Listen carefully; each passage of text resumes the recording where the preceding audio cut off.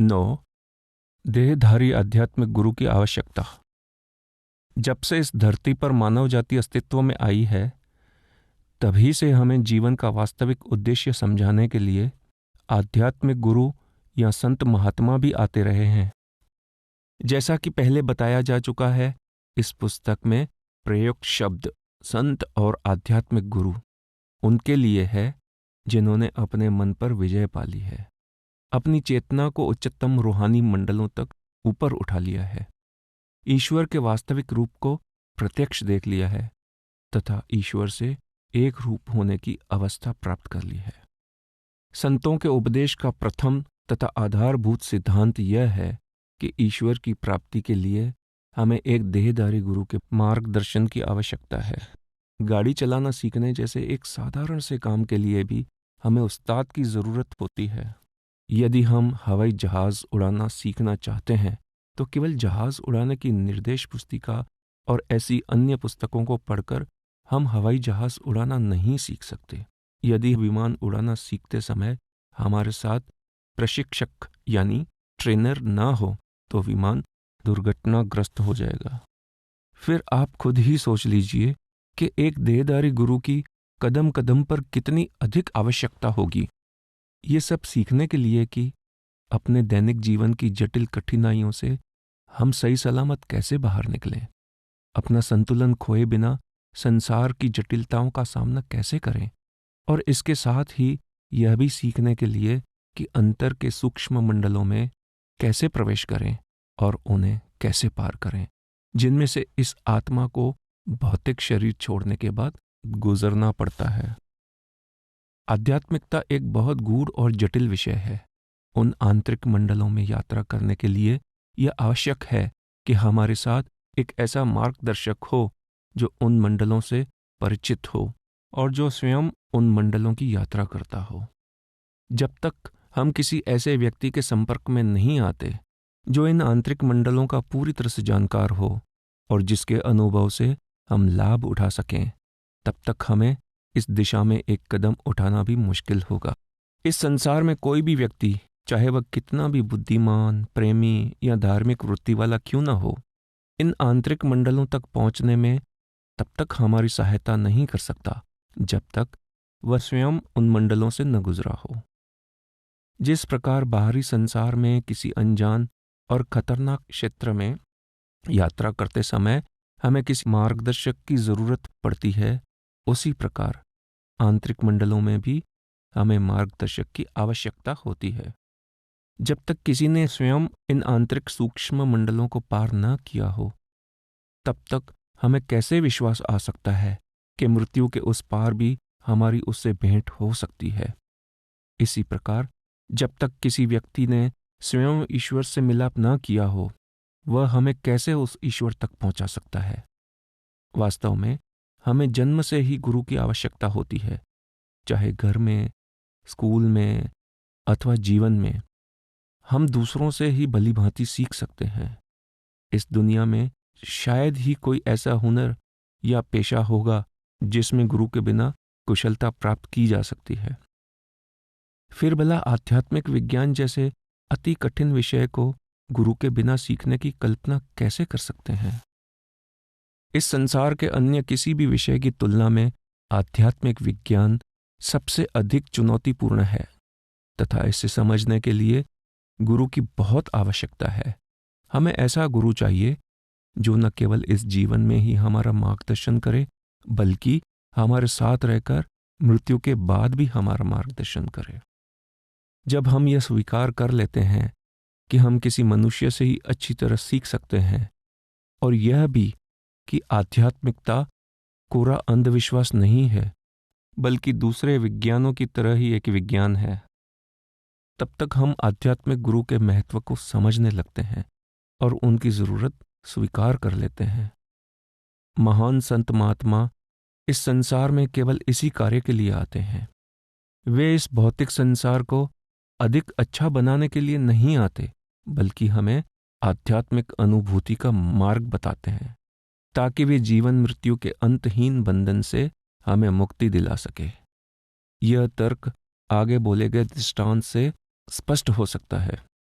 आओ थोड़ी देर के लिए कल्पना करते हैं कि एक जेल में बहुत से कैदी हैं। एक परोपकारी वहां आता है और यह देखकर कि कैदियों को गर्मी के महीनों में पीने के लिए ठंडा पानी नहीं मिलता, वह उनके लिए रोज बर्फ भिजवाने का प्रबंध कर देता है। दूसरा आता है और यह देखकर कि उन्हें घटिया और बेस्वाद खाना मिलता है, वह उनके लिए लगातार स्वादिष्ट पकवान बंटवाने का प्रबंध कर देता है। एक तीसरा परोपकारी आता है और कैदियों पर तरस खाकर उन्हें सर्दियों के मौसम में गर्म कंबल देने का प्रबंध कर देता है। निसंदेह तीनों परोपकारी जेल में रहने वालों के कष्टों को कुछ सीमा तक कम करने में सफल हुए हैं, परंतु कैदी तो फिर भी कैदी ही रहे। वे अभी भी जेल में ही हैं। जेल की ऊंची ऊंची दीवारें उन्हें अभी भी बाहर की दुनिया से अलग किए हुए है और आजाद होने की आशा अभी भी उनके लिए एक कोरी कल्पना है। उसके बाद एक और परोपकारी वहां आता है। उसके पास जेल के दरवाजे की चाबी है।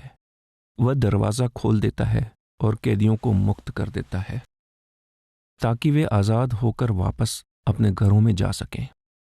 निसंदेह उस अंतिम व्यक्ति का परोपकार कैदियों की जेल से आजादी की इस वास्तविक आवश्यकता को पूरा कर देता है जो पिछले तीनों परोपकारी नहीं कर सके। संत ट्राय इस दुनिया को एक बहुत बड़ा जेल खाना बताते हैं। इस जेल खाने से बाहर निकलने का केवल एक ही द्वार है, मनुष्य जीवन, और इसके रहस्य की जानकारी केवल संतों के पास है। इसीलिए केवल संतों के पास चाबी है और वे ही यह द्वार खोल सकते हैं बचाव के उस गुप्त मार्ग का जो मुक्ति का आंतरिक आध्यात्मिक मार्ग है। केवल संत ही उसका मार्गदर्शन कर सकते हैं और हमें दुखों से छुटकारा दिला सकते हैं। संतों के अलावा कोई और यह काम नहीं कर सकता। निसंदेह प्राचीन काल के संत महात्मा सच्चे आध्यात्मिक गुरु थे, परंतु इस समय हम उनसे कोई लाभ नहीं उठा सकते। हमें आज के समय के एक देहधारी गुरु की आवश्यकता है। जिस प्रकार एक बीमार व्यक्ति को एक जीते जागते डॉक्टर के परामर्श की आवश्यकता होती है और वह बीते हुए समय के किसी डॉक्टर से इलाज नहीं करा सकता, भले ही वह डॉक्टर कितना भी प्रसिद्ध क्यों न रहा हो, ठीक इसी तरह हमें भी एक देहधारी आध्यात्मिक गुरु की आवश्यकता होती है। केवल एक देहधारी आध्यात्मिक गुरु ही उलझन भरे जीवन की जटिलताओं को सुलझाने में हमारी सहायता कर सकता है। अंतर में आत्मा की वास्तविकता से हमें परिचित कराने के लिए एक देहधारी गुरु का होना आवश्यक है। यदि हम देहधारी गुरु के बिना ईश्वर से मिलाप कर सकते तो पिछले समय में हुए संतों को मनुष्य देह धारण करके संसार में आने की जरूरत ही न होती। जो संत आज इस दुनिया में नहीं हैं, अगर वे हमारे बीच मौजूद हुए बिना हमारी सहायता कर सकते तो उन्हें उस वक्त इस धरती पर आने की जरूरत ही क्या थी।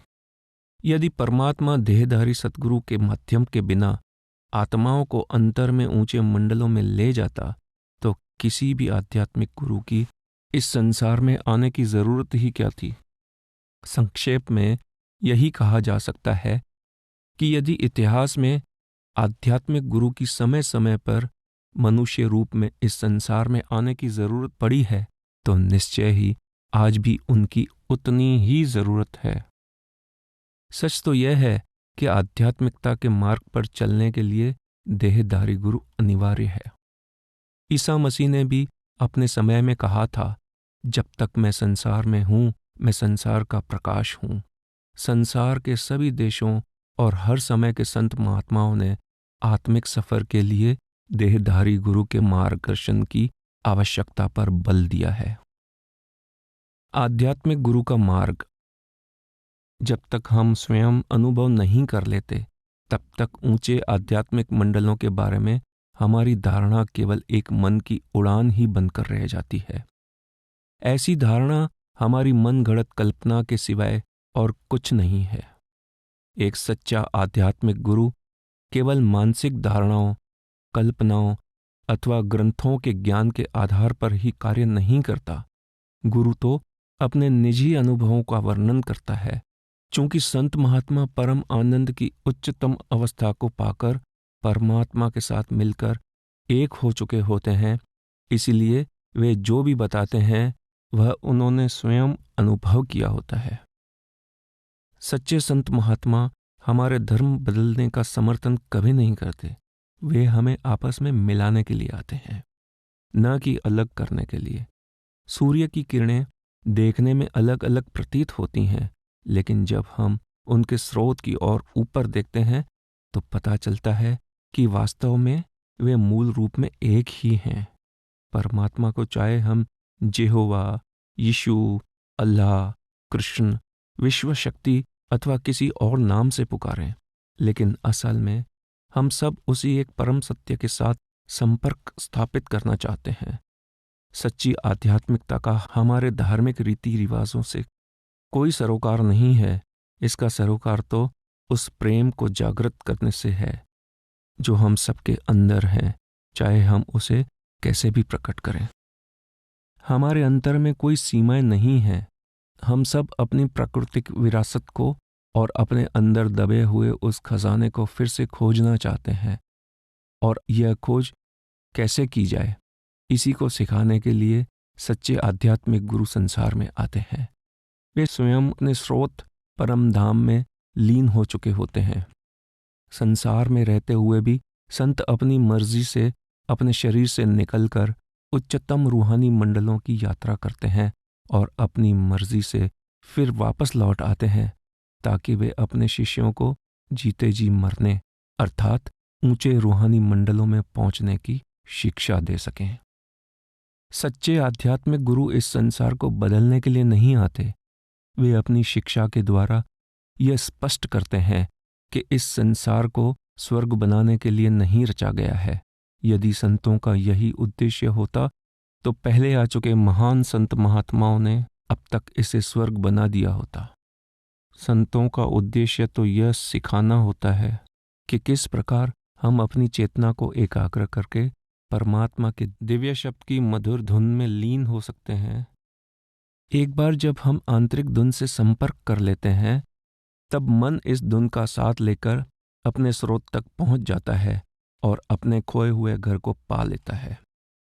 आत्मा जो मन के साथ वीरानों में भटक कर शक्तिहीन और असमर्थ हो गई थी, वह अपनी अलग पहचान खोज लेती है और मन पर जीत हासिल करके फिर अपने स्रोत में ही मिल जाती है। सच्चे आध्यात्मिक गुरु की पहचान। सच्चा आध्यात्मिक गुरु अपने उपदेश का न तो कोई मूल्य लेता है और न ही उसके बदले में कोई दान स्वीकार करता है। कुदरत के दिए मुफ्त उपहार जैसे हवा, पानी, सूर्य के प्रकाश आदि के समान संतों के उपदेश भी मुफ्त दिए जाते हैं। सच्चा आध्यात्मिक गुरु न तो अपने लिए कुछ मांगता है और न ही किसी पर बोझ बनता है, बल्कि सदैव अपनी कमाई द्वारा अपना और अपने परिवार का पालन करता है। वर्तमान समय में ऐसा सच्चा आध्यात्मिक गुरु खोज पाना बहुत कठिन है, जो केवल दूसरों की सहायता करने में रुचि रखता हो, परंतु दूसरे के धन के प्रति उसकी कोई लालसा न हो। सच्चा आध्यात्मिक गुरु उन लोगों का विरोध कभी नहीं करता जो उसके विचारों से सहमत नहीं होते और न ही दूसरों के व्यवहार की शिकायत करता है। वह किसी की निंदा या आलोचना नहीं करता। एक सच्चा आध्यात्मिक गुरु विनम्र और विवेकशील होता है तथा अपनी शक्ति को गुप्त रखता है। वह जादूगरों की तरह लोगों को प्रसन्न करने के लिए चमत्कार नहीं करता। उसका मुख्य उद्देश्य अपने शिष्यों को प्रभु प्राप्ति के लिए शब्द के अभ्यास का उपदेश देना है तथा इस आध्यात्मिक कार्य को उन्नत करने के लिए दैनिक जीवन जीने की विधि बताना है। सद्गुरु से मिलाप करने का महत्व। केवल संत ही मृत्यु के भेद को पूरी तरह जानते हैं। मृत्यु के समय जब परिवार, धन संपत्ति और शरीर सभी हमारा साथ छोड़ देते हैं, तब केवल सच्चे आध्यात्मिक गुरु ही अपने शिष्य के साथ रहते हैं। मृत्यु का द्वार पार करते समय वे पूर्ण संत सद्गुरु हमारे साथ होते हैं। उसके बाद आध्यात्मिक मंडलों में भी वे हमारा मार्गदर्शन करते हैं। जैसे जैसे हम अध्यात्म को समझने में उन्नति करते हैं, वैसे वैसे यह बात भी अधिक स्पष्ट होती जाती है कि देहधारी आध्यात्मिक गुरु के बिना हम कुछ नहीं कर सकते। हमारे सद्गुरु ही हमारे मित्र, मार्गदर्शक, हमारे आदर्श का जीता जागता उदाहरण होते हैं। वही हमारी आध्यात्मिक उन्नति का आधार और सहारा होते हैं। जब हम देहधारी गुरु के उपदेश पर चलते हैं तो हमें अनगिनत लाभ प्राप्त होते हैं। वे हमें ऐसी योग्यता प्रदान करते हैं जिससे हम प्रेम, सद्भावना, करुणा, कार्यकुशलता आदि के गुण ग्रहण करके एक बेहतर इंसान बनते हैं। अपने दैनिक दायित्वों को ज्यादा अच्छी तरह निभाने वाला श्रेष्ठ मनुष्य बनने में वह हमारी सहायता करते हैं। वह हमारी चेतना को मन और माया के क्षेत्र से ऊपर ले जाने में हमारी सहायता करते हैं। उनके उपदेश पर चलकर जैसे ही हम अपने अंतर में स्थित ईश्वरीय शक्ति से संपर्क स्थापित कर लेते हैं, हमारा कायाकल्प हो जाता है। यह उसी शक्ति का कमाल है जो हमें सब बंधनों से मुक्त करा देती है। जिस प्रकार एक जौहरी हीरे के खुरदरेपन को तराशकर उसे बहुमूल्य हीरे का रूप दे देता है, उसी प्रकार आध्यात्मिक गुरु अपने शिष्य को उसकी कमियों के प्रति सावधान करते हैं और साथ ही साथ उसमें निहित आध्यात्मिक शक्ति के प्रति उसे जागरूक कर देते हैं। जब हम किसी सच्चे देहधारी आध्यात्मिक गुरु के संपर्क में आते हैं तो हमें अपनी अनमोल आध्यात्मिक शक्ति का पता चलता है और हम इसे पूरी तरह विकसित करना सीखने लगते हैं।